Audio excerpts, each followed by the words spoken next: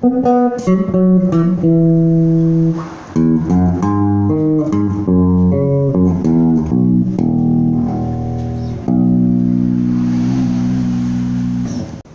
perkenalkan nama saya Imam Ghazali. Di sini saya akan berbagi informasi seputar alat musik yaitu bass. Nah, kalau ada yang bertanya bass itu fungsinya apa sih dalam band? Nah, menurut saya pribadi bass itu untuk membackingi kicknya drum. Kick itu yang besar gitu, yang di bawah suaranya duk. Nah, seperti itu. Nah, kalau cuma drum sama gitar sama piano atau komponen lain lah selain bass itu kicknya kayak kurang tekanan. Nah, tekanan itu menurut saya bisa dihasilkan dari bass atau ini yang senarnya 4 ini.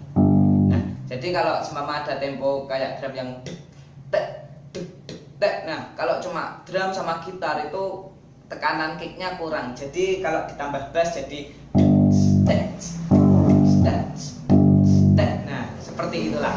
Itu menurut saya pribadi. Tapi kalau teman-teman punya jawaban yang lebih tepat atau lebih akurat mungkin bisa ditambahkan di kolom komentar, atau kalau nggak gitu bisa browsing di video yang lain atau di tempat yang lain. Nah, sebelumnya saya mohon maaf ini penampilan saya seadanya karena di sini saya tidak bermaksud apa-apa ya, tapi hanya untuk membagikan informasi seputar bass. Nah, di sini langsung saja nanti akan saya masuk materi 1, tapi sebelum masuk ke materi 1 saya perlu menjelaskan, yaitu di video kali ini nanti hanya menjelaskan satu materi, begitu juga video selanjutnya. Supaya apa? Supaya nanti teman-teman dalam belajar itu lebih efisien, lebih bisa puas lah intinya untuk mempelajari materi ini. Nah, menurut saya kalau nanti beberapa materi digabungkan dalam satu video dan durasinya pun itu lama, nah itu menurut saya pribadi itu kurang efisien. Jadi kayak memakan terlalu banyak waktu, terlalu materinya juga kalau materi 1 belum selesai terus masuk materi 2 itu kayak rasanya kurang puas gitulah. Nah, dari situ saya timbul pemikiran untuk membagikan beberapa informasi musik seputar bass ini dalam beberapa video atau beberapa part.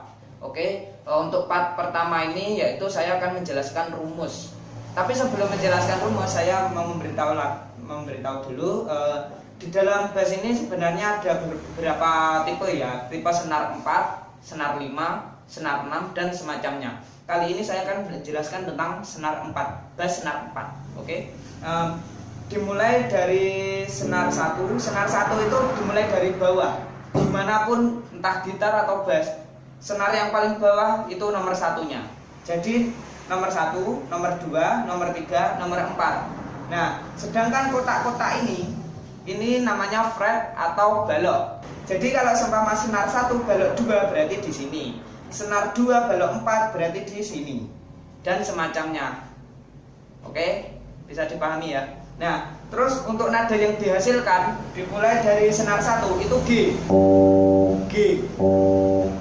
Terus senar nomor 2 itu Do. Senar ketiga itu A. Dan senar paling atas itu E. Atau senar 4-nya itu E. Nah, persamaan dari gitar di sini adalah gitar bass cuma ada 4 senar. Nah, sedangkan gitar nanti ada tambahan 2 di bawahnya, dimana nanti ngitungnya senar 1-nya dimulai dari senar paling bawah sendiri. Nah, untuk teman-teman yang mungkin belum punya bass atau mungkin ya masih proses lah untuk memiliki bass, nah itu bisa menggunakan media gitar. Nah, nanti kita pakai senar ketiga sampai ke 6-nya. Jadi senar 1, 2 itu bisa dikesampingkan dulu. Mungkin seperti itu ya untuk mempermudahnya. Oke, atau kalau nggak gitu bisa nginstal aplikasi di smartphone itu berupa virtual bass. Nanti sama aja. Nah, terus untuk nada yang dihasilkan tadi sudah. Nah, terus langsung kita masuk ke rumus. Rumus bermain bass itu adalah ketika nanti ketemu E sama F, itu nadanya setengah. E ke F nadanya setengah. Ini bisa dicatat teman-teman, karena ini nanti akan berguna terus untuk kedepannya. Sehingga nanti kalau seumpama nada dasar tidak di C, atau mungkin bisa dikatakan nadanya di D atau di E, di F, nada dasarnya itu tetap menggunakan rumus yang sama. E ke F sama dengan setengah, dan B ke C sama dengan setengah.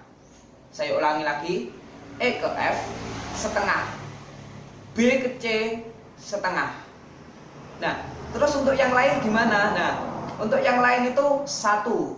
Nah, di sini nanti akan saya jelaskan. Sebelum itu untuk do, re, mi, fa, sol, la, si, do. Do-nya itu adalah C. Kalau di bass itu C, di gitar juga C, dimanapun itu C. Do sama dengan C, itu standarnya. Rumus sudah, semoga teman-teman ingat, walaupun mungkin nggak ditulis ya. E ke F setengah, B ke C setengah. Langsung kita praktekkan. Nada paling atas ini adalah E. Tadi rumusnya apa? E ke F setengah, berarti E ke F setengah. Yang dimaksud setengah itu dari contoh dari fret 2 ke fret 3, ini namanya setengah. Tapi kalau fret 2 ke fret 4 ini adalah satu. Saya ulang lagi. Contoh kecil, contoh enggak di fret 2. Di fret 4 ke fret 5 ini setengah. Tapi kalau fret 4 ke fret 6 ini satu. Semoga mudah dipahami. Oke, langsung saja kita E ke F ini setengah, berarti ini F. F ke G satu. Jadi di sini. G ke A satu, di sini. A ke B satu, di sini. B ke C setengah, berarti di sini. Di bawah juga sama, kita dimulai dari A, nomor 3 ya, senar nomor 3 dimulai dari A. A ke B satu, berarti di sini. B ke C setengah, berarti di sini. C ke Do satu, Do ke E satu, E ke F setengah, dan seterusnya. Senar bawahnya juga sama, kalau dimulai dari Do, Do ke E satu, E ke F setengah, F ke G satu, G ke A satu, A ke B satu, B ke C setengah. Sama, senar bawahnya juga seperti itu. Dimulai dari G, G ke A satu, A ke B satu, B ke C setengah. Nah, terus kalau ada yang mau tanya, ini yang di tengah-tengahnya satu itu apa? Nah, oke, yang di tengah-tengahnya satu, ini tadi contoh F ya, F ke G satu. Di tengah-tengah ini apa? Ini adalah crash. Crash itu adalah kenaikan dari nada alaminya. Maksudnya nada alami, kalau kita dari fret F, kita setengah, berarti F crash. Nah, G kalau kita ke satu ini A, tapi kalau G ke setengah itu G crash. Nah, G crash. Nah, dari nanti kalau G crash ke satu, berarti di sini ada bukan A crash, tapi B bass. A crash, mohon maaf, G crash, B bass. Nah, B bass setengah itu B. Nah, atau B bass kalau semuanya satu itu C. Mohon maaf kalau mungkin kurang jelas ya. Saya ulangi lagi. E ke F itu setengah, F ke G itu satu. Kalau kalian F ke F-nya setengah naiknya, itu jadi F crash. Nah, tapi nanti kalau G ke A satu, G kalau setengah itu G crash. Nah, yang bawah sama A. A nanti kalau kita satu itu ke B. Nah, tapi kalau kita A setengah itu jadi B bass.